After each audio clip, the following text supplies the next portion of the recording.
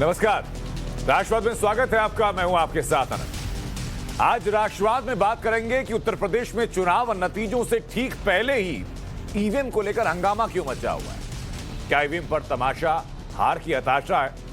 तो वहीं दूसरे मुद्दे में राष्ट्रवाद में ही बात करेंगे महाराष्ट्र की, जहां पूरी सरकार का स्टिंग ऑपरेशन हो चुका है। इस स्टिंग ऑपरेशन में महाआघाड़ी सरकार पर कई गंभीर आरोप लगे। सच्चाई क्या है, इस पर बात होगी। लेकिन बात करते हैं पहले आज के पहले मुद्दे की। उत्तर प्रदेश चुनाव के नतीजे आने में महज 14 घंटों का वक्त बचा है। 14 घंटे के बाद वोटों की गिनती शुरू हो जाएगी। लेकिन इससे पहले उत्तर प्रदेश में ईवीएम को लेकर के संग्राम जारी।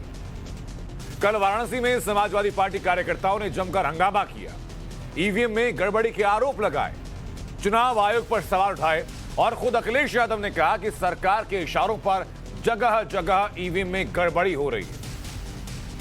अखिलेश ने अपने सभी कार्यकर्ताओं को ईवीएम पर पहरा देने के लिए कहा, जिसके बाद सूबे में शहर शहर में ईवीएम पर हंगामा मच रहा है। कहीं दूरबीन से निगाह रखी जा रही है तो कहीं गीत संगीत के साथ स्ट्रांग रूम पर पहरा दिया जा रहा है। सबसे पहले सुनाते हैं आपको कि अखिलेश ने आरोप क्या लगाया कि उत्तर प्रदेश का चुनाव लोकतंत्र की आखिरी लड़ाई है। ये लोकतंत्र का आखिरी चुनाव है। इसके बाद तो जिस तरीके से आज़ादी के लिए लड़ाई लड़ी गई थी, उसी तरह की हमें और आपको क्रांति करनी पड़ेगी। अगर प्रमुख सचिव मुख्यमंत्री फोन करेगा, डीएम क्या कर सकता है, डीएम की क्या हैसियत है? और जब बाकायदा गाइडलाइन लिखी हुई है यहाँ पर कि आप ईवीएम का मूवमेंट नहीं कर सकते, आप कैसे ईवीएम का मूवमेंट कर रहे हैं? इलेक्शन कमीशन जिम्मेदार है इसके लिए। ईवीएम खुलेआम जा रही हैं, बैलेट पेपर कूड़े के डब्बे में पकड़े जा रहे हैं, गाड़ी का नंबर हम बता रहे हैं आपको, एसडीएम लेकर के जा रहा है। हम सरकार चलाएंगे, हमें हमारे इतने भी अधिकारी नहीं होंगे? क्यों नाम बताएं चाहने वालों का? अरे तुम में चाहने वाले बैठे, किसी का नाम ले लूंगा मैं? तुम्हारे लोग अलग से मुझे मैसेज करते हैं, नाम ले दूं? अब तुम नहीं हो हमारे दुश्मन, को हम क्या करें तुम्हारा? अरे नए हो पत्रकार यार, बहुत सीनियर नहीं हो तुम। अखिलेश ये आरोप लगा रहे हैं कि ईवीएम में गड़बड़ी को लेकर के, लेकिन क्या ये संभव है? इसके लिए पहले हमें ईवीएम में वोटिंग की पूरी प्रक्रिया से लेकर के काउंटिंग तक का सफर कैसे होता है, ये जानना जरूरी होगा। और ये आपको एक एक करके सफर टाइम्स और नवभारत पर राष्ट्रवाद में बताते हैं। पहले चुनाव अधिकारी कंट्रोल यूनिट का एक बटन दबाते हैं, जो ईवीएम से वोटिंग होती है उसकी प्रोसेस आपको बता रहे हैं। उसके बाद बटन जैसे ही दबेगा वैसे ही बैलेट यूनिट वोट के लिए एक्टिव हो जाएगी। उसके बाद वोटर अपने उम्मीदवार के चुनाव चिन्ह का बटन दबाता है और ये निश्चित करता है कि बटन दबे। बटन दबाते ही बीप की आवाज आती है वहां से, ताकि वोटर को पता लगे कि यहां पर वोट डल चुका है, और साथ ही साथ लाल बत्ती जलती है। और ये दोनों चीजें जब हो जाती हैं तो कंफर्म हो जाता है कि वोट डल चुका है। आगे क्या होता है? वोटर वीवीपैट की मशीन पर अपना दिया हुआ वोट देख भी सकते हैं कि जिसकी जहां से बीप आई, जो लाल बत्ती जली, वही पर्ची निकलते कि नहीं निकलती है। इसके बाद की प्रक्रिया क्या होती है आप देखिए कि वोटिंग के बाद ईवीएम को सीधा स्ट्रांग रूम लेकर के जाया जाता है और स्ट्रांग रूम में ईवीएम मशीन को रखा जाता है। इस पूरे प्रक्रिया की जो है कैमरे की मौजूदगी में रिकॉर्डिंग भी की जाती है, ताकि सबूत रहे कि कैसे कैसे प्रोसेस आगे बढ़ाया गया। जितने भी ईवीएम होते हैं, हर एक ईवीएम का जो नंबर है वो प्रत्याशी या प्रत्याशी के जो रिप्रेजेंटेटिव्स होते हैं उनको दिया जाता है। एक 3 लेयर की सुरक्षा के बीच ईवीएम रखी जाती है, जिसमें कि पैरामिलिट्री फोर्सेस भी तैनात रहती हैं, अर्धसैनिक बल तैनात रहते हैं। स्ट्रांग रूम में सीसीटीवी लगा होता है और 24 घंटे वो सीसीटीवी लगातार ऑन रहता है। स्ट्रांग रूम को काउंटिंग तक सील कर दिया जाता है, यानी ना तो कोई अंदर जा सकता है ना अंदर से बाहर आ सकता है, और सीसीटीवी लगातार जारी है, बाहर सील है। अब काउंटिंग कैसे होती है आप देखिए जरा।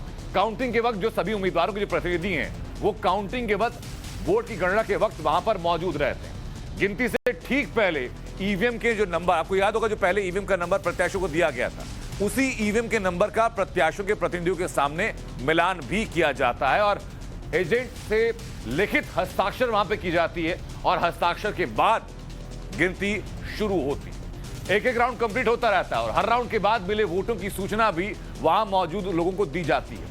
किसी की आपत्ति दर्ज होती है तो आपत्ति दर्ज कराने के लिए 2 मिनट का समय भी दिया जाता है। हर एक राउंड के बाद काउंटिंग पूरी हो जाती है। पूरी होने के बाद जो फाइनल रिजल्ट होता है उसका अंततः ऐलान कर दिया जाता है। और हर मतदान बूथ पर ऐसा ही होता है। लेकिन जिस वाराणसी की घटना को लेकर के समाजवादी पार्टी ने हंगामा किया, उसे लेकर मुख्य चुनाव आयुक्त सुशील चंद्रा ने टाइम्स ऑफ नवभारत के editor in chief Navika Kumar से बात की और बताया कि कैसे भ्रम फैलाया जा रहा है। सभी पॉलिटिकल पार्टीज के एजेंट मौजूद होते हैं, उसमें ऐसा नहीं है कि एक पार्टी का मौजूद है दूसरी पार्टी का मौजूद है। ऑब्जर्वर्स वहाँ पर मौजूद होते हैं, सबके सामने इसका चेकिंग किया जाता है, सबके सामने काउंटिंग की जाती है और हर राउंड के बाद पॉलिटिकल पार्टीज को इसकी काउंटिंग दी जाती है, जो कि एक्सेप्ट की जाती है सभी लोगों के द्वारा। लेकिन कुछ जगह कहीं कहीं लोग भ्रम फैलाने के लिए इस तरह की चीज़ें यूज़ कर रहे हैं कि वो एक ईवीएम बनारस की जो आपने बात की है, that was a EVM which was being taken for a training purposes because EVM, देखिए पोलिंग की एक ईवीएम होती है जो कि पोलिंग के बाद हम लोग उसको बंद कर देते हैं और उसमें 3 टियर सिक्योरिटी होती है और एक वीडियो कैमरा भी होता है बाहर, जिसमें सारे पॉलिटिकल पार्टी के एजेंट भी वहाँ पर रहते हैं। CAPF होती है, पुलिस फोर्स होती है। That no EVM on which a polling has been made, vote have been casted can be taken out of the strong rooms and the warehouses without the permission of all the political parties who are present there. So no EVM, no VVPAT can go out of that particular room without any presence of the political parties. But there are some other EVMs which are being used for demo purposes also. हम लोग गांव में भी जाते हैं, लोगों को शिक्षित भी करते हैं, वो मशीनें भी दिखाई जाती हैं वो डेमो के लिए कि लोग कैसे यूज़ करें। समाजवादी पार्टी ने इसी बीच मतगणना की वेबकास्टिंग की मांग की है। तो उधर ईवीएम पर समाजवादी पार्टी के आरोपों के बाद बीजेपी ने समाजवादी पार्टी पर हमला बोला और उसे हार की हताशा बताया है। ईवीएम की विलाप मंडली है, उसका हार से पहले का हाहाकार है। हताश निराश होकर के अपने कार्यकर्ताओं से कहेंगे वोट की गिनती कराओ, तो जब नेता इतना हताश निराश है तो कार्यकर्ताओं का क्या हाल होगा। जब रात है इतनी मतवाली तो सुबह का आलम क्या होगा। बहुत दुर्भाग्यपूर्ण है किसी पार्टी का कोई राष्ट्रीय अध्यक्ष अगर इस तरह की बात कर रहा है तो लोकतंत्र में वो कौन सा आईना दिखाना चाहता है और कौन सी नई परंपरा डालना चाहता है देश के अंदर। ये देश के लिए और प्रदेश के लिए बिल्कुल हितकारी नहीं है और मुझे लगता है कि प्रदेश की जनता देख रही है, अब कभी भी शायद वापसी कर नहीं पाएंगे समाजवादी पार्टी के लोग, क्योंकि जब आप हार को स्वीकार नहीं कर पा रहे हैं और अराजकता आपकी चरम सीमा पर जा रही है, आप खुद ही कह रहे हैं, प्रेस कॉन्फ्रेंस करके कह रहे हैं कि आप लोग जाइए और जाकर वहां पर क्रांति करिए। क्रांति लाएंगे आप? कौन सी क्रांति लाएंगे भाई? जब जब ये चुनाव हारते हैं तो ईवीएम का बहाना लेकर के जनता में अपनी मुंह छुपाने का काम करते हैं, जबकि जानते हैं कि समाजवादी पार्टी के गुंडई से, माफियागर्दी से, अराजक तत्वों के जमावड़े से जनता ने इन्हें बुरी तरह नकार दिया है। ऐसे में राष्ट्रवाद में आज के सवाल ये कि उत्तर प्रदेश में हथौड़ा लेकर ईवीएम कौन तोड़ रहा है। सवाल ये कि ईवीएम पर जानबूझकर तमाशा, क्या हार की हताशा है। और सवाल ये कि अखिलेश को क्यों लगा कि ईवीएम बदल दिया गया है। और सवाल ये कि उत्तर प्रदेश में ईवीएम पर भ्रम फैलाने का आखिरकार सच क्या है।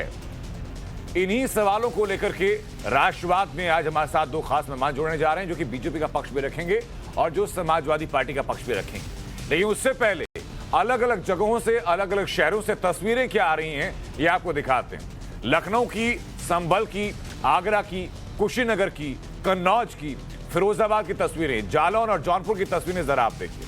अखिलेश यादव ने आह्वान किया था अपने कार्यकर्ताओं से कि आप जाइए और ईवीएम की काउंटिंग जहां हो रही है, वोटों की मतगणना जहां हो रही है, वहां निगरानी रखिए। मेरठ के उन भाई साहब की तस्वीरें भी आपको याद होंगी जो कि अपनी गाड़ी के ऊपर खड़ी होकर स्ट्रांग रूम के ऊपर जो कि दूरबीन से नजर रख रहे थे। अब समाजवादी पार्टी कार्यकर्ताओं में होड़ लग चली है कि कौन कितनी मुस्तैदी के साथ निगरानी कर सकता है। लेकिन इसी मसले पर आम आदमी पार्टी के सांसद और यूपी प्रभारी संजय सिंह से बात की हमारे सहयोगी गौरव श्रीवास्तव ने, वो भी सुनवाते हैं आपको। कल 5 राज्यों के लिए काउंटिंग है और उससे पहले ईवीएम पर आरोप लगे। हमारे साथ आम आदमी पार्टी के राज्यसभा सांसद संजय सिंह जी, जो कि उत्तर प्रदेश के प्रभारी भी रहे। उत्तर प्रदेश में जिस तरह के आरोप लगे, उनको आप किस तरह से देख रहे हैं? क्या वे एक रूटीन आरोप हैं या इनमें आप गंभीरता देखते हैं? देखिए, उसको मैं किस तरह से देखता हूं ये कोई महत्वपूर्ण बात नहीं है। उसको चुनाव आयोग को किस तरह से देखना चाहिए ये ज्यादा महत्वपूर्ण है। और चुनाव आयोग का नियम है कि आप ईवीएम को एक जगह से दूसरी जगह बगैर प्रत्याशियों की जानकारी या अनुमति के नहीं ले जा सकते। मैं ये पूछना चाहता हूं कि ट्रक पर ईवीएम कैसे ले जाई जा रही थी, कैसे उसको एक स्थान से दूसरे स्थान पर ले जाया जा रहा था, क्या इसकी जानकारी प्रत्याशियों को थी? और भारतीय जनता पार्टी इसमें खुश क्यों है?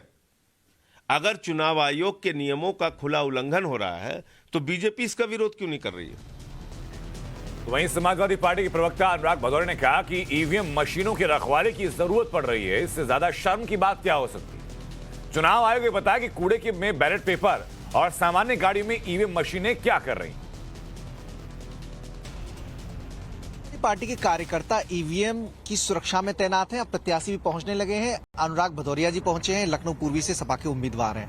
क्या कुछ देख पा रहे हैं, संतुष्ट है कि नहीं इस सिक्योरिटी से, पुलिस प्रशासन की से? क्योंकि इतना अविश्वास है कि आपके लोग भी मौजूद हैं। मैंने तो ये बोला ही है कि सरकार ने इतना विश्वास ही नहीं पैदा कर पाया जनता पे कि जनता को अपनी वोटों की सुरक्षा करनी पड़ रही है, रक्षा करनी पड़ रही है, रात दिन बैठना पड़ रहा है। देखिए आप कितने दिनों से बैठे हैं, 23 तारीख को वोट हुई है, तब से लेकर आज तक सब बैठे हुए। तो मैं ये सरकार से कहना चाहता हूं कि सरकार ने इतना विश्वास पैदा कर दिया है कि सरकार पे लोगों को विश्वास ही नहीं रहा है, इसलिए कल ये सरकार जनता हटा देगी। अच्छा, हम देख रहे हैं स्ट्रांग रूम का सीधे आउटपुट दिया हुआ है, बाहर भी आप देख सकते हैं कि स्ट्रांग रूम एकदम सुरक्षित है, तब फिर भी भरोसा नहीं हो पा रहा। नहीं, भरोसा। आप जिस तरह की ईवीएम मशीन आपने देखा बनारस में गाड़ी में घूम रही है, गाड़ी में ईवीएम मशीन ऐसे चली जा रही थी जैसे लगता है कोई टाइपराइटर मार्केट में बिक रहा हो और लेबर ने भर दिया हो लोगों ने और गाड़ी में भरी चली जा रही है। ऐसे थोड़ी होता है भाई, ईवीएम मशीन है, उसका एक प्रोटोकॉल होता है। तो इस बात को बनारस के कमिश्नर ने बोला भी कि हमसे गलती हुई है, तो मतलब हम पकड़ेंगे तब आप गलती मानोगे, हम नहीं पकड़ते तो कोई गलती नहीं। इसीलिए कह रहा हूँ कि हम पकड़ेंगे तब आप गलती मानोगे। ये हमारे देश के लिए चिंता की बात होगी। अभी उदयवीर जी पीसी कर रहे थे तो उनका कहना था कि कुछ अधिकारी हैं, उन्होंने 2 अधिकारियों का नाम भी लिया, गृह और एक अधिकारी सूचना के थे। तो अब क्या प्रशासन पे पूरी तरीके से संदेह है? आपको लग रहा है कि वो प्रभावित करेंगे? मैं आपसे एक ही बात पूछ रहा हूँ, ईवीएम मशीन कैसे घूम रही थी, इसका जवाब सरकार क्यों नहीं दे रही है? कमीशन ने बोला कि मेरी गलती। चुनाव आयोग ने सफाई दी। नहीं, सफाई से बात हो, अगर हम पकड़ेंगे तब सफाई दोगे आप? इसके ना जाने कितनी घूमती रही होगी। जिसको हम पकड़ लेंगे उस पर सफाई दे दोगे, जिसको हम नहीं पकड़ेंगे उस पर उसका कैसा होगा? तो लोकतंत्र की हत्या है कि नहीं है? हम पकड़ेंगे तो आप सफाई दोगे, हम नहीं पकड़ेंगे तो कोई सफाई नहीं दोगे। माने बैलेट पेपर आपको मिलेंगे कूड़ेदान में, ईवीएम मशीन रोड पे ट्रक में घूमेंगी। ये लोकतंत्र क्या मजाक चल रहा है? कल को लेकर कितने आश्वस्त हैं आप? समाजवादी पार्टी 300+ सीटें जीतने जा रही है उत्तर प्रदेश के अंदर में, कि जनता ने चुनाव लड़ा है और जनता सरकार बदलने जा रही है। बैलेट पेपर को लेकर भी कहा जा रहा है कि पहले सपा की मांग है कि बैलेट पेपर की गिनती पहले होनी चाहिए। तो ये ऐसा क्यों कह रहे हैं आप? बिल्कुल बैलेट पेपर की गिनती होनी चाहिए पहले। भाई सरकार की जिस तरह का रवैया रहा है, पहले बैलेट पेपर का जहाँ पे अधिकारी लोग पोस्ट होते थे, ट्रेनिंग के दिन उनसे वोटिंग करा ली जाती थी। इस बार ट्रेनिंग के दिन आपने वोटिंग क्यों नहीं कराई? आपने वोटिंग के लिए दूसरा दिन दे दिया कि आप अपने घर से आए वोटिंग करने के लिए। ये आखिर सरकार चाहती क्या है भाई? किसको तंग कर रही है? क्यों तंग कर रहे हैं भाई? आप पहले भी होता था, जिस दिन ट्रेनिंग होती थी उस दिन वोटिंग हो जाती थी, और आप ट्रेनिंग के बाद आप कह रहे हो नहीं, आप उसी दिन वोटिंग करवा लेते। दूसरे दिन आपने क्यों टाइम दिया? क्योंकि आपको पता है कि आपके खिलाफ वोट करने वाले हैं, कि सब चले गए ओल्ड पेंशन स्कीम में, इसका डर आपको लग रहा है, इसलिए आपने एक दिन के बाद का टाइम दे दिया कि एक दिन आप दोबारा से आइए वोट डालने के लिए। इसलिए सरकार की ये चाल सब धरी की धरी रह जाएगी। यहाँ पे समाजवादी पार्टी का परचम लहराएगा। तो अनुराग भदौरिया एकदम आश्वस्त है कि नतीजे जो है एग्जिट पोल से एकदम उलट होंगे और समाजवादी पार्टी की सरकार बनेगी। कैमरा पर्सन मनीष धनानी के साथ Manish Yadav, times now of Bharat, Lucknow. EVM विवाद पर बीजेपी के महासचिव दुष्यंत गौतम का क्या कहना है, उनसे बात की हमारे सहयोगी गौरव श्रीवास्तव ने, वो भी सुनवाते हैं आपको। नतीजों से पहले ईवीएम को लेकर सवाल खड़े किए जा रहे हैं, ईवीएम की सुरक्षा को लेकर सवाल किए जा रहे हैं, और इसी को लेकर आज टाइम्स नाउ से खास बातचीत में मुख्य चुनाव आयुक्त ने कहा कि ईवीएम बिल्कुल फुल प्रूफ है और कोई भी मंत्री बने या सांसद बने वो ये नहीं कह सकता कि ईवीएम के नतीजों पर वो शपथ नहीं लेगा, क्योंकि फुल प्रूफ और बहुत ही एडवांस टेक्नोलॉजी और इसे कभी भी हैक नहीं किया जा सकता। लेकिन सवाल यही है कि हर बार इस लोकतंत्र के आधार पर सवाल खड़े करने की कोशिश क्यों होती है। हमारे साथ बीजेपी के सीनियर लीडर, राष्ट्रीय महासचिव, सांसद दुष्यंत गौतम जी हैं। दुष्यंत जी, ये सवाल जो बार बार खड़े हो रहे हैं उसको आप किस तरह से देखते हैं? देखिएगा, जब व्यक्ति चुनावों में जाता है और चुनाव में जीतता होता है तो उसको ईवीएम भी अच्छी लगती है, हमारी लोकतांत्रिक प्रक्रिया सारी अच्छी लगती है। लेकिन जब हारता है वो ये नहीं देखता कि अपने कर्मों से हार रहा है, जो उसने मेहनत करनी चाहिए वो नहीं किया है, वो ईवीएम पे टिकट फोड़ने की कोशिश करता है। और मैं पूर्ण विश्वास से कह सकता हूँ हमारी संवैधानिक जितनी भी संस्थाएं हैं और भारतीय संविधान किसी को भी किसी प्रकार की इस प्रकार की गड़बड़ी करने की इजाज़त देता ही नहीं है।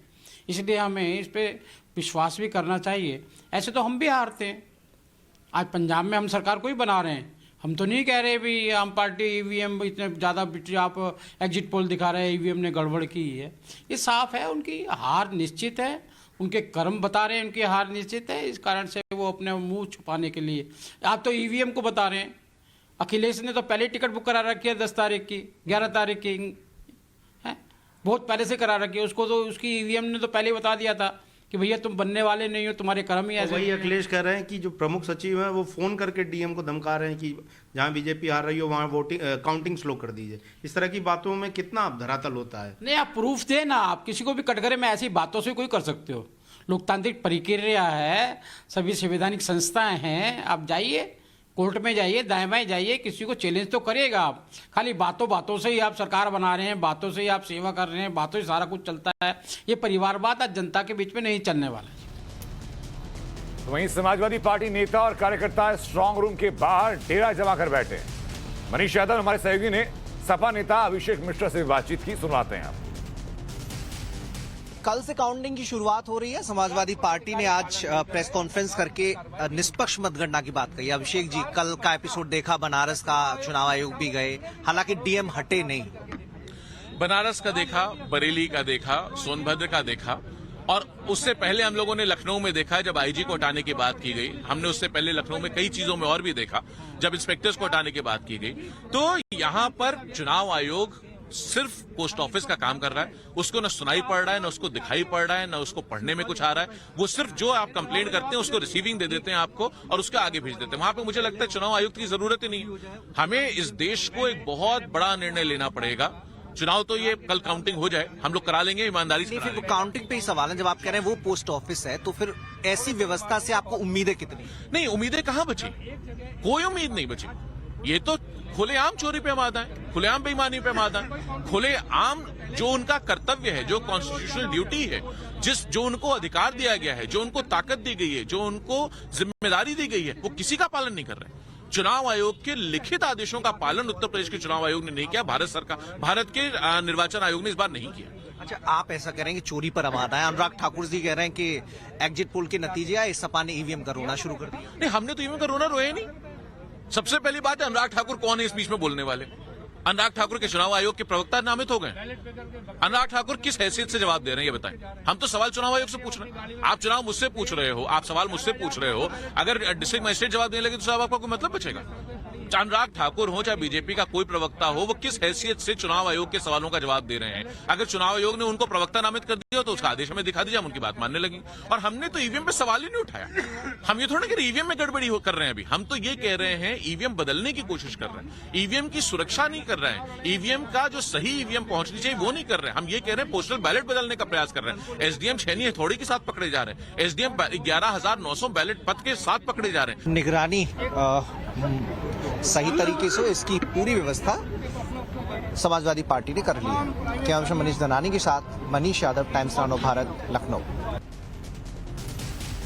और हमारे साथ इस वक्त बीजेपी से राजीव जेटली जुड़ चुके हैं। राजीव भाई, बहुत बहुत स्वागत सर आपका। मैं जानना चाहता हूं कि अमूमन तो हम लोग ये रवायत देखते हैं कि जब नतीजे आ चुके हों उसके बाद ईवीएम राग शुरू होता था। ये तो नतीजों से 24 घंटे पहले ईवीएम का राग शुरू हो गया। नहीं, बड़ी देर लगा दी इन्होंने ईवीएम के ऊपर उंगली उठाने में। मुझे लगता है चुनावों से पहले ही ईवीएम पे उंगली उठा देनी चाहिए थी, क्योंकि इनको आइडिया था कि हमारे किस तरीके के हालात उत्तर प्रदेश के अंदर है। यार बड़ी देर लगा दी आपने। आज जब चुनाव लड़ा है इन्होंने महसूस करा है, इनके कार्यकर्ताओं ने फीडबैक दिया होगा, बताया होगा कि हमारी क्या पोजीशन है, हम कहाँ खड़े हुए हैं। तो ये एक संकेत जो 10 तारीख से पहले मुझे लगता है जो क्यूरियोसिटी थी जो उत्तर प्रदेश की देश की जनता की, उत्तर प्रदेश में किस तरीके का परिणाम आने वाला है, वो अब परिणाम का इंतजार करने की जरूरत नहीं है। वो समाजवादी पार्टी ने खुद ही एक्सेप्ट कर लिया है कि अब हम गायब हो चुके हैं उत्तर प्रदेश से, उत्तर प्रदेश की जनता ने हमें नकार दिया है। अब उसके बहाने ढूंढे जा रहे हैं, उनका सब्स्टिट्यूट ढूंढा जा रहा है कि कौन कौन से बहाने लिए जा सकते हैं। क्या यही बात पंजाब में भी अप्लाई हो रही होगी? क्या यह बात दूसरे प्रदेशों में अप्लाई हो रही होगी? क्या वहां पर ईवीएम पे उंगली उठाई जाएगी? मुद्दा यहां पर केवल इतना है कि ये देखिए, आप ही नुकसान आपका हो गया, चैनल का भी नुकसान हो गया। जो जनता ने कल बैठ करके देखना था चुनाव के नतीजे, उनको पता चल गया है कि चुनाव के नतीजे क्या आने वाले हैं। कम से कम समाजवादी पार्टी का तो सुपड़ा साफ हो गया है। अरे कल तक तो इंतजार कर लेते। हालांकि एक मुझे आश्चर्यजनक बात सर ये लगती है कि अपने एग्जिट पोल में जो विधानसभा सीटें हमने बताई कि समाजवादी पार्टी जीत सकती है, वहां कोई गड़बड़ी नजर नहीं आ रही है। सिर्फ वो सीटें जहां पर आपकी हार होने की संभावना है, सिर्फ वहां की ईवीएम पर सवाल है।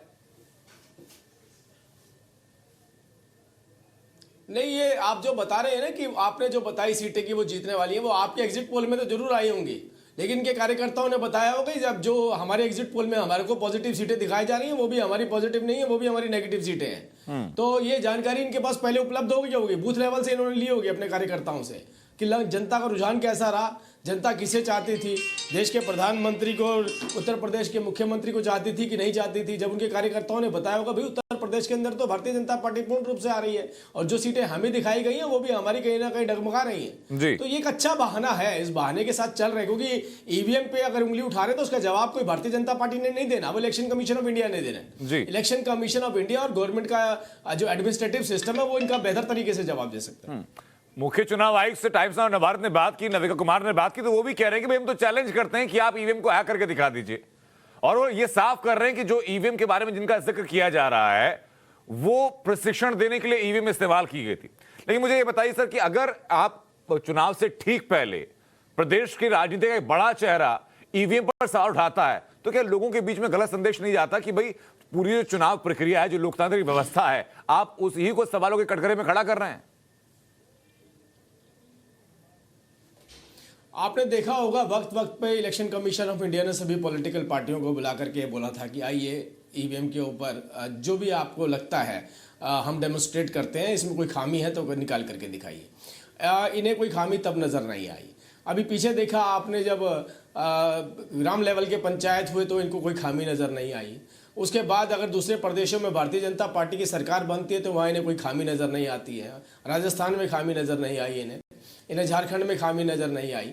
तो ये केवल वही बात है। देखो, मैं तो फिर भी हैरान हूँ मैं इस बात से कि ये स्ट्रेटेजी किसने बनाई होगी समाजवादी पार्टी के अंदर, ये कौन से नेता रहे होंगे, क्या वही तो नहीं है जो आजकल दूसरी राजनीतिक पार्टियों के से भी संपर्क साधे हुए हैं? उन्होंने तो नहीं बताया। अगर बताया तो मुझे लगता है कार्यकर्ताओं की खुशी पे इन्होंने पानी फेर दिया। अरे एक 12-14 घंटे की बात और थी, थोड़ा और इंतजार कर लेते जी। 18 घंटे तक जो आपके कार्यकर्ता या आपके कैंडिडेट चाह रहे थे कि हो सकता है कि जीत मेरे पक्ष में हो, उनका भी मोराल तोड़ दिया इन्होंने। तो इनको भी बता दिया कि आप लोग घर बैठने वाले हैं, जनता ने आपको नकार दिया है। तो ऐसा नहीं है कि आपके कार्यकर्ता या आपके कैंडिडेट नहीं जानते हैं कि किस तरीके की परिस्थितियां खड़ी हैं, लेकिन फिर भी एक उम्मीद के साथ जी रहे थे वो आपने उम्मीद पे भी पानी फेर दिया, उनकी उम्मीद भी तोड़ दिया। राजीव जेटली जी, मुझे ये बताइए कि क्या कार्यकर्ताओं को ये सांत्वना दी जा रही है क्या कि अगर एग्जिट पोल एग्जैक्ट पोल में तब्दील हो गए तो आपके पास एक सांत्वना है कि भाई ईवीएम में खराबी थी? नहीं, ये एग्जिट पोल से नहीं। एग्जिट पोल तो फिर भी कहीं ना कहीं इनको थोड़ा बेहतर बता रहे हैं। एग्जैक्ट पोल देखेंगे ना आप तो वो बहुत बुरे आने वाले हैं समाजवादी पार्टी के। एग्जैक्ट पोल में तो उन्हें मालूम है कि हम बहुत नीचे हैं, हम हमें दिखाया जा रहा है तो हमारी सम्मानजनक पोजीशन है। इससे तो हमारी हो सकता है एग्जिट पोल में ने भी हमारे को रिगार्ड किया, हमारी रिस्पेक्ट बना के रखी कि इतनी सीटें दिखा दी, लेकिन इतनी सीटें भी इनकी नहीं आने वाली हैं जी। और ये इतनी बौखलाहट और इतना आपने जिस तरीके से देखा जो स्टेटमेंट आ रही है, इतने अगर पार्टी का शीर्ष नेतृत्व भी इस तरीके की स्टेटमेंट देगा तो इससे एक बात तो क्लियर हो चुकी है कि वो जो कल उन्होंने एक्सेप्टेंस लेनी थी कि भाई हमारी हार के लिए हम किसको जिम्मेदार ठहराएं या किसी को न ठहराएं, उसकी स्टेटमेंट उनकी प्रेस कॉन्फ्रेंस पहले ही कर चुके हैं जी। तो आज सभी भारतीय जनता पार्टी के कार्यकर्ताओं को, पदाधिकारियों को, नेताओं को शुभकामनाएं देना चाहता हूं कि उन्होंने इतनी भारी बहुमत के साथ जीत हासिल करी है कि विपक्षी पार्टियों को अपनी हार से पहले प्रेस कॉन्फ्रेंस करके ये एक्सेप्ट करना पड़ा कि हम तो बाहर हो गए। अब भारतीय जनता पार्टी में दोबारा से भारतीय जनता पार्टी बड़ी मजबूती से अपनी सरकार बनाने वाली है। बिल्कुल अजय भाई, बहुत बहुत शुक्रिया आपका। महज 11 से 12 घंटे और बचे हुए हैं, 14 घंटे और बचे हुए हैं, और 14 घंटों के बाद जब वोटों की गिनती शुरू होगी तो स्थिति स्पष्ट हो जाएगी कि जो ईवीएम के सवाल जिन लोगों ने उठाए या जो आप जो दावा कर रहे हैं कि भाई जो कुछ सीटें मिल रही है समाजवादी पार्टी को वो भी उनकी नहीं मिल सकती, तो क्या तस्वीर रहने वाली। बहरहाल बहुत बहुत शुक्रिया आपका हमसे जुड़ने के लिए।